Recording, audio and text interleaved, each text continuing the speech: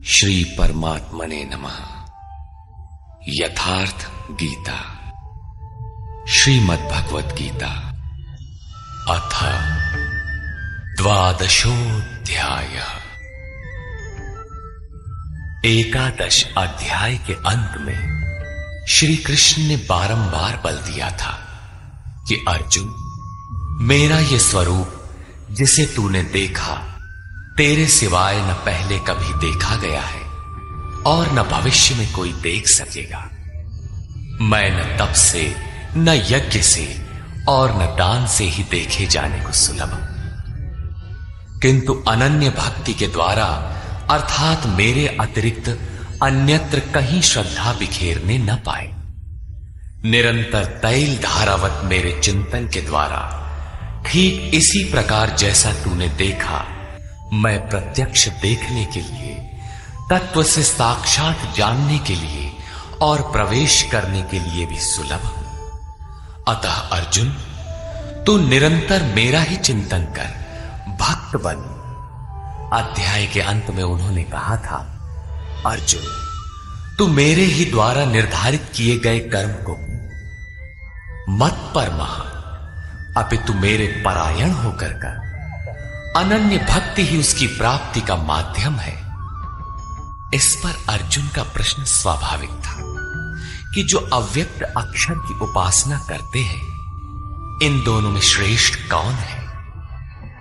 एवं अर्थात इस प्रकार जो अभी अभी आपने विधि बताई है, ठीक इसी विधि के अनुसार अनन्य भक्ति से आपकी शरण लेकर, आपसे निरंतर संयुक्त होकर आपको भली प्रकार उपासते हैं, और दूसरे जो आपकी शरण न लेकर स्वतंत्र रूप से अपने भरोसे उसी अक्षय और अव्यक्त स्वरूप की उपासना करते हैं जिसमें आप भी स्थित हैं, इन दोनों प्रकार के भक्तों में अधिक उत्तम योगवेत्ता कौन है?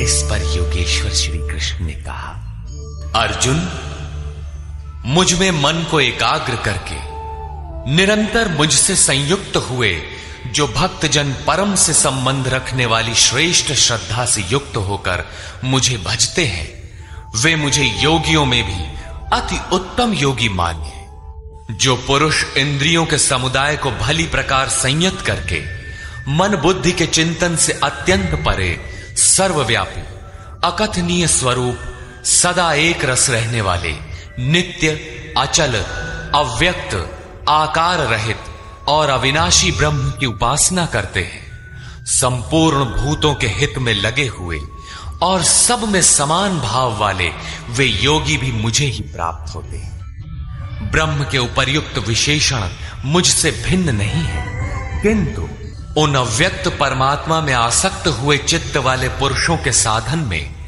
क्लेश विशेष है, क्योंकि देहाभिमानियों से अव्यक्त विषयक गति दुखपूर्वक प्राप्त की जाती है। जब तक देह का भान है, तब तक अव्यक्त की प्राप्ति दुष्कर है।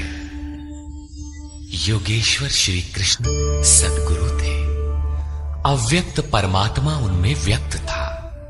वे कहते हैं कि महापुरुष की शरण न लेकर जो साधक अपनी शक्ति समझते हुए आगे बढ़ता है कि मैं इस अवस्था में हूं, आगे इस अवस्था में जाऊंगा, मैं अपने ही अव्यक्त शरीर को प्राप्त होऊंगा, वो मेरा ही रूप होगा, मैं वही हूं। इस प्रकार सोचते प्राप्ति की प्रतीक्षा न करके अपने शरीर को ही सोहम कहने लगता है। यही इस मार्ग में सबसे बड़ी बाधा है। वो दुःखालियम अशाश्वतम में ही घूम फिर कर खड़ा हो जाता है। जो मेरी शरण लेकर चलता है, वो जो मेरे परायण होकर संपूर्ण कर्मों अर्थात आराधना को मुझ में अर्पण करके अनन्य भाव से योग अर्थात आराधना प्रक्रिया के द्वारा निरंतर चिंतन करते हुए भजते हैं, केवल मुझ में चित्त लगाने वाले उन भक्तों का मैं शीघ्र ही मृत्यु रूपी संसार से उद्धार करने वाला होता हूं। इस प्रकार चित्त लगाने की प्रेरणा और विधि पर योगेश्वर प्रकाश डालते हैं। इसलिए अर्जुन, तू मुझ में मन लगा, मुझ में ही बुद्धि लगा। इसके उपरांत तू मुझ में ही निवास करेगा, इसमें कुछ भी संशय नहीं है। मन और बुद्धि भी न लगा सके तब, जैसा अर्जुन ने पीछे कहा भी था कि मन को रोकना तो मैं वायु की तरह दुष्कर समझता हूं। इस पर योगेश्वर श्री कृष्ण कहते हैं, यदि तू मन को मुझ में अचल स्थापित करने में समर्थ नहीं है तो हे अर्जुन, योग के अभ्यास द्वारा मुझे प्राप्त होने की इच्छा कर। अर्थात जहां भी चित्त जाए वहां से घसीट कर उसे आराधना चिंतन क्रिया में लगाने का नाम अभ्यास है। यदि ये भी न कर पाए तो, यदि तू अभ्यास में भी असमर्थ है तो केवल मेरे लिए कर्म कर, अर्थात आराधना करने में तत्पर हो जा। इस प्रकार मेरी प्राप्ति के लिए कर्मों को करता हुआ तू मेरी प्राप्ति रूपी सिद्धि को ही प्राप्त होगा। अर्थात अभ्यास भी पार न लगे तो साधन पथ में लगे भर रहो। यदि इसे भी करने में असमर्थ हो तो संपूर्ण कर्म के फल का त्याग कर, अर्थात लाभ हानि की चिंता छोड़कर मद्योग के आश्रित होकर, अर्थात समर्पण के साथ आत्मवान महापुरुष की शरण में जाओ। उनसे प्रेरित होकर कर्म स्वतः होने लगेगा। समर्पण के साथ कर्म फल के त्याग का महत्व बताते हुए योगेश्वर श्री कृष्ण कहते हैं, केवल चित्त को रोकने के अभ्यास से ज्ञान मार्ग से कर्म में प्रवृत्त होना श्रेष्ठ है। ज्ञान माध्यम से कर्म को कार्य रूप देने की अपेक्षा ध्यान श्रेष्ठ है, क्योंकि ध्यान में इष्ट रहता ही है। ध्यान से भी संपूर्ण कर्मों के फल का त्याग श्रेष्ठ है, क्योंकि इष्ट के प्रति समर्पण के साथ ही योग पर दृष्टि रखते हुए कर्म फल का त्याग करने से उनके योग क्षेम की जिम्मेदारी इष्ट की हो जाती है। इसलिए इस त्याग से वो तत्काल ही परम शांति को प्राप्त हो जाता है। अभी तक योगेश्वर श्री कृष्ण ने बताया कि अव्यक्त की उपासना करने वाले ज्ञान मार्गी से समर्पण के साथ कर्म करने वाला निष्काम कर्मयोगी श्रेष्ठ है।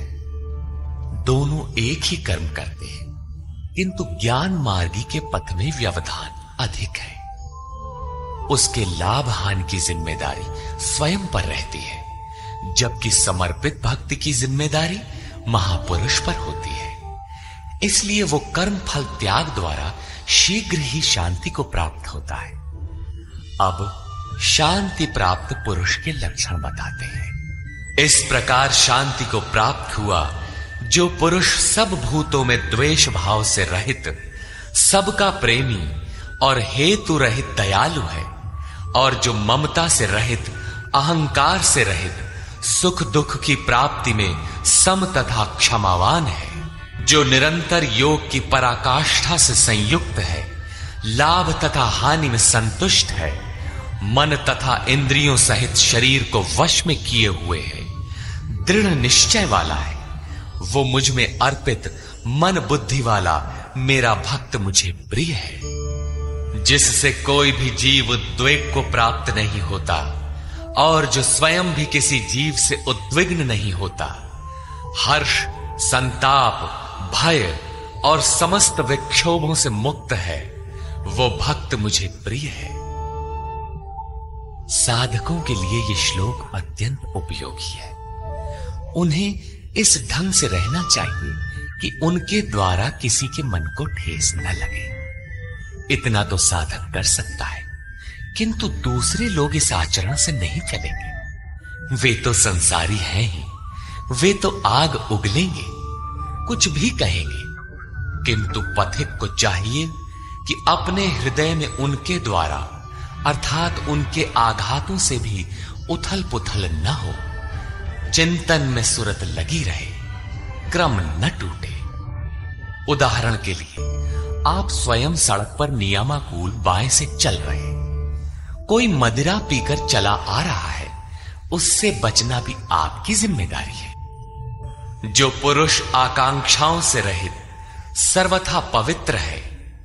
दक्ष अर्थात आराधना का विशेषज्ञ है।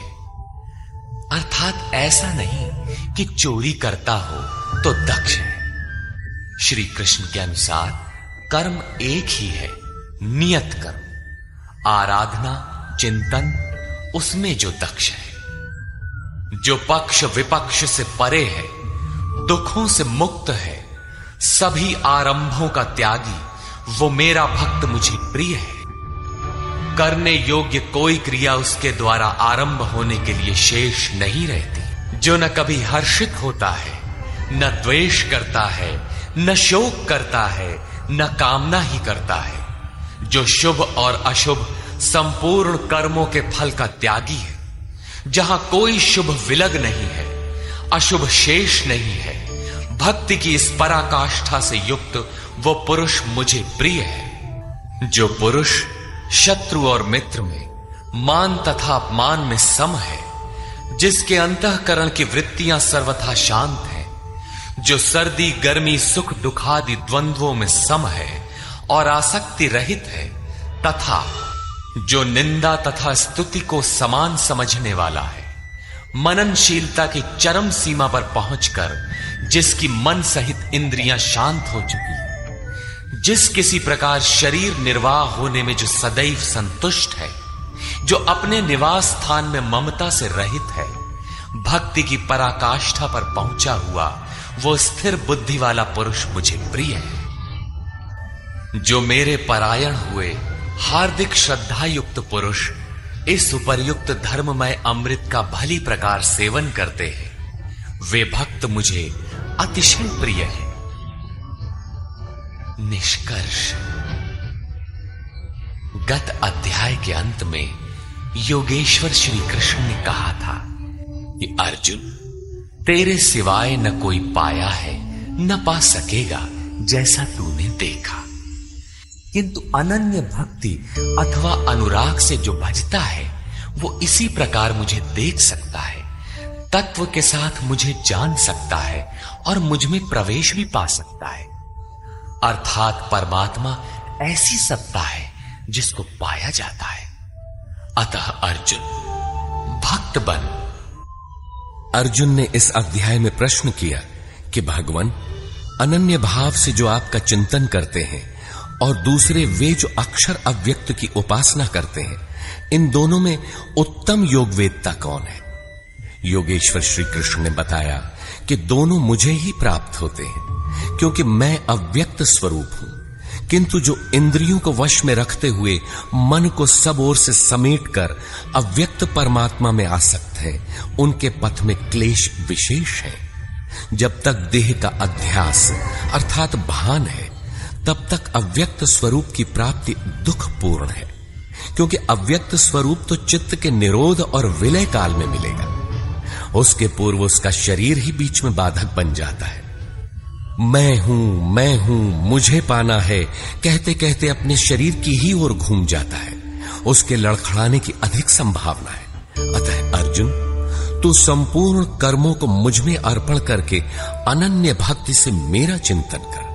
जो मेरे परायण भक्तजन संपूर्ण कर्मों को मुझ में अर्पण करके मानव शरीरधारी मुझ सगुण योगी के रूप का ध्यान द्वारा तैल धारावत निरंतर चिंतन करते हैं, उनका मैं शीघ्र ही संसार सागर से उद्धार करने वाला हो जाता हूं। अतः भक्ति मार्ग श्रेष्ठ है।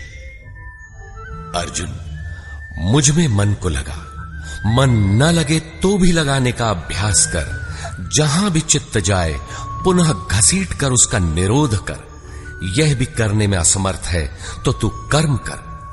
कर्म एक ही है, यज्ञार्थ कर्म। तू कार्यम कर्म करता भर जा, दूसरा न कर। उतना ही कर, पार लगे चाहे न लगे। यदि यह भी करने में असमर्थ है तो स्थित प्रज्ञ आत्मवान तत्वज्ञ महापुरुष की शरण होकर संपूर्ण कर्म फलों का त्याग कर। ऐसा त्याग करने से तू परम शांति को प्राप्त हो जाएगा। तत्पश्चात परम शांति को प्राप्त हुए भक्त के लक्षण बताते हुए योगेश्वर श्री कृष्ण ने कहा, जो संपूर्ण भूतों में द्वेष भाव से रहित है, जो करुणा से युक्त और दयालु है, ममता और अहंकार से रहित है, वह भक्त मुझे प्रिय है। जो ध्यान योग में निरंतर तत्पर और आत्मवान आत्मस्थित है, वह भक्त मुझे प्रिय है। जिससे न किसी को उद्वेग प्राप्त होता है और स्वयं भी जो किसी से उद्वेग को प्राप्त नहीं होता, ऐसा भक्त मुझे प्रिय है।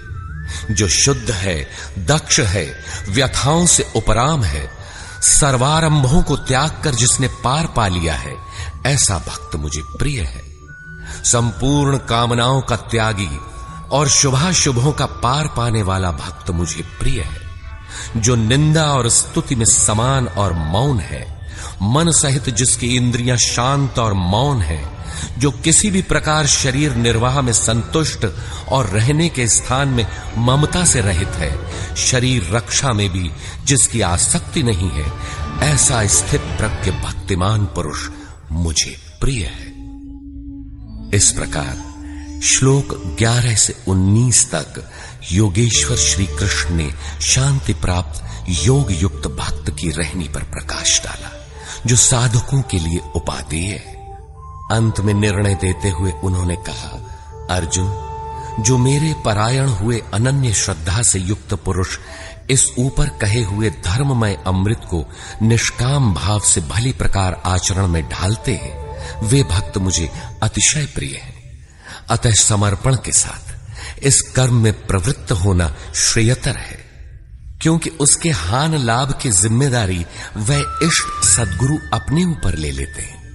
यहां श्री कृष्ण ने स्वरूपस्थ महापुरुष के लक्षण बताए, उनकी शरण में जाने को कहा और अंत में अपनी शरण में आने की प्रेरणा देकर उन महापुरुषों के समकक्ष अपने को घोषित किया। श्री कृष्ण एक योगी महात्मा थे। इस अध्याय में भक्ति को श्रेष्ठ बताया गया, अतः इस अध्याय का नामकरण भक्ति योग युक्ति संगत है। ओम श्रीमद् भगवद गीता सूपनिषत्सु ब्रह्म विद्यायाम योग शास्त्रे श्री कृष्णा अर्जुन संवादे भक्ति योग नाम 12वाध्याय।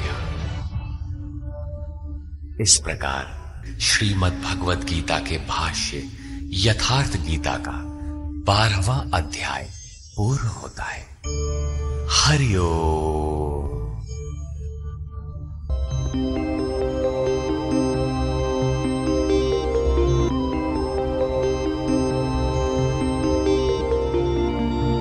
हमारे चैनल को सब्सक्राइब करें और सनातन धर्म का प्रचार करें। जय श्री राम।